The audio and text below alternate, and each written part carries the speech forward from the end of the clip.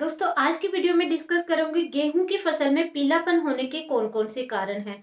बहुत ही आसान तरीके से आप अपनी फसल को बहुत ही अच्छे से हरी भरी कैसे कर सकते हैं, इस सॉल्यूशन का क्या समाधान है, बहुत ही आसान तरीके से आप कैसे कर सकते हैं। तो वीडियो के एंड तक जरूर बने रहिए। अगर गेहूं की फसल है तो ये वीडियो आपके लिए बहुत ही। गेहूं की फसल में पीलापन के सिर्फ और सिर्फ इस टाइम जो जनवरी फरवरी है या अभी छोटी फसल है, तो इस टाइम सर्दियों में दीमक वगैरह की समस्या नहीं आती है। सिर्फ और सिर्फ तीन ही रीजन है: यूरिया की कमी, फास्फोरस की कमी और जिंक की कमी। अगर ये तीन चीजों की कमी है तो आपकी गेहूं की फसल में पीलापन आएगा।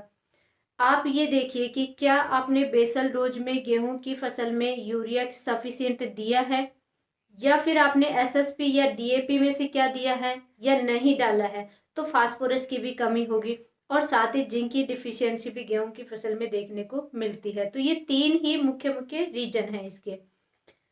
अब इनकी डोज बताने से पहले दोस्तों मैं विशेष सावधानी आपको मैं बता देती हूँ कि फास्फोरस और जिंक को एक साथ में किसी भी फसल में कभी भी नहीं देना है। इनका कॉम्बिनेशन एक साथ नहीं है। तो यूरिया या फिर आप दीजिए फास्फोरस। फास्फोरस और यूरिया को एक साथ मिला करके अपने गेहूं की फसल में दीजिए, उसके बाद में आप जिंक डाल सकते हैं। या फिर आप जिंक और यूरिया को एक साथ में दे सकते हैं, फास्फोरस आप बाद में अपनी फसल में दे सकते हैं। तो इस तरीके से आपको जिंक और फास्फोरस एक साथ नहीं देना है, इनका कॉम्बिनेशन एक साथ में नहीं है। अब इनकी डोज की बात करें कि आपने सफिशियंट अगर यूरिया नहीं दिया है और पीलापन है, तो फिर आपको अपने गेहूं की फसल में देना है 1 एकड़ के हिसाब से। डोज मैं आपको बता रही हूँ, 40 से 45 किलो पर एकड़ के हिसाब से यूरिया डालना है।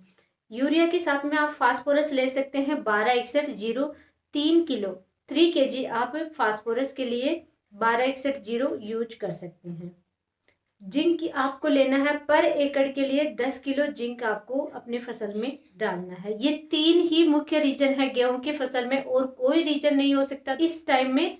तो क्योंकि सर्दियों में दीमक की समस्या नहीं आती है। अगर मार्च लास्ट तक जब आए आपकी फसल में पीलापन, तो दीमक की समस्या आती है। इस टाइम ये समस्या नहीं आती है। सिर्फ ये तीन ही रीजन है। साथ ही यूरिया की वजह से हमारी फसल की ग्रोथ भी बहुत अच्छी होती है, क्योंकि नाइट्रोजन बहुत ज्यादा जरूरत होती है अच्छी फसल के लिए, हरी भरी होने के लिए, साथ ही ग्रोथ के लिए।